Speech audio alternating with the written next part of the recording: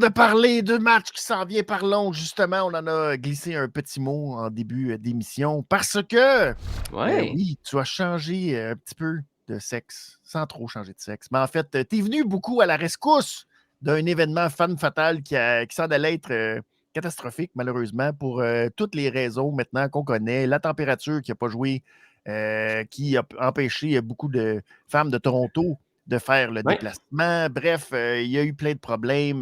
Deonna Purrazzo aussi qui ne pouvait pas être là. Puis bon, tous Ouais. les autres problèmes. Ce qui fait que NSPW est arrivé à la rescousse avec cet événement qui est devenu un femme fatale X NSPW.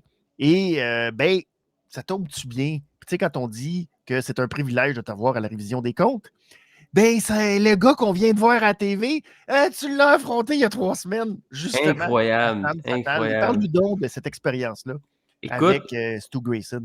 c'était un samedi matin, puis un des deux promoteurs, c'est Max Buisson, c'est ça? Puis l'autre, c'est Pat Lagrange. Exactement, ces deux-là qu'on connaît très bien. Je reçois un message le matin. Hey, t'as-tu de quoi à soir? Je fais comme non, j'avais rien, aucun booking. Hey, parce que là, on m'explique qu'il y a une tempête de neige à Toronto. Il y a 7 filles qui ne peuvent pas se présenter, dont la championne Alexia Nicole qui devait affronter Lou Farrell. Donc, on va faire un gala conjointement avec la NSPW, un gala mixte. Puis je dis, OK, mais ça va être quoi mon match? Ah, tu vas être en finale. Cool.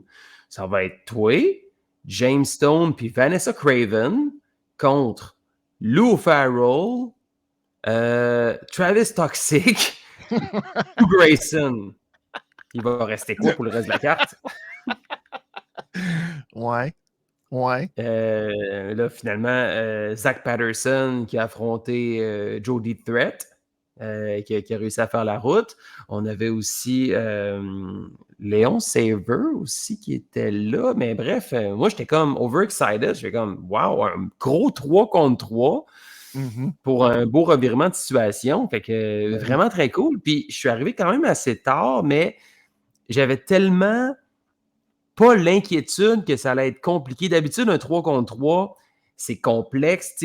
Vous voyez les combats trio, juste House of Black contre The Elite, c'est complexe à monter. Ouais, Mais quand tu as les bonnes personnes dans le combat, tes architectes comme, juste avec Toxic dans le match, je n'étais pas inquiet. Mais James Stone puis Vanessa Craven qui en ont vu d'autres. Lou Farrell est super bonne. Mais Stu Grayson, man, je n'ai jamais monté, puis je dis monté, j'ai rien fait dans ce match-là. Là. Stu Grayson, c'est une tête de lutte.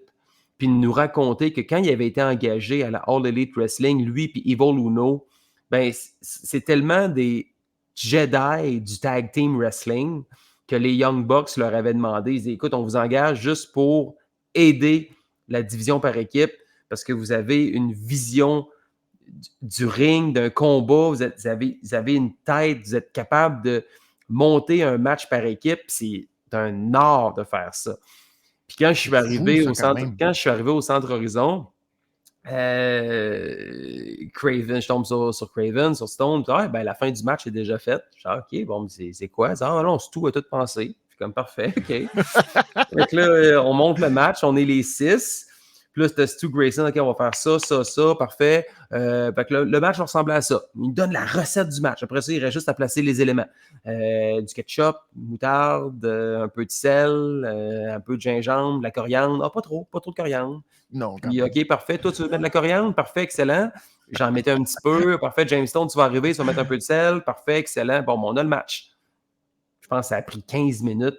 Puis ça a été un des meilleurs 3 contre 3 dans lequel j'ai participé. Chacun a brillé. Non, sérieusement, là, c'était un privilège. J'ai déjà travaillé en équipe une fois avec Stu Grayson, c'était à la Ring of Honor. Puis c'était une autre époque. Là. J'affrontais quand même Steve Corino et Kevin Sting, pas pour trop braguer. Là. Mais ça a été déjà un privilège à cette époque-là de partager le ring avec ces gars-là. Ouais, c'est clair. Mais en fin de semaine, d'entendre Stu Grayson nous raconter des histoires, puis le pire, c'est qu'encore même dans ce temps-là, il ne voulait plus rien savoir de la All Elite Wrestling. Moi, elle est là, puis juste me faire payer un voyage, d'arriver là, puis de chiller backstage, manger des pâtes au catering, tu sais, c'est comme, après ça, tu te retournais. Ciao, Puis bye, là. en Ouais. plus, on l'a su cette semaine, tu sais, Tony Khan, il investit beaucoup pour le déplacement, les hôtels. Mhm. Tu sais, les gars, ils n'ont pas à payer ça, tu sais, contrairement Ouais, ouais, ouais. à d'autres organisations comme la WWE, il faut que tu t'organises avec la location de voiture, tout ça. Non, Tony Khan, il s'occupe de tout.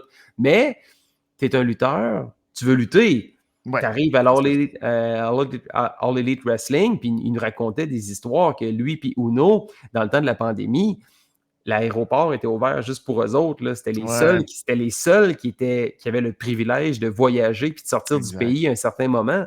Mais Exact. lui, d'arriver dans un aréna, puis pas avoir de match, rien, puis après ça, revenir chez eux, c'est comme c'est une perte de temps. Là. Et je pourrais Ouais, je comprends. m'entraîner, je pourrais aller au gym, je pourrais aller lutter ailleurs.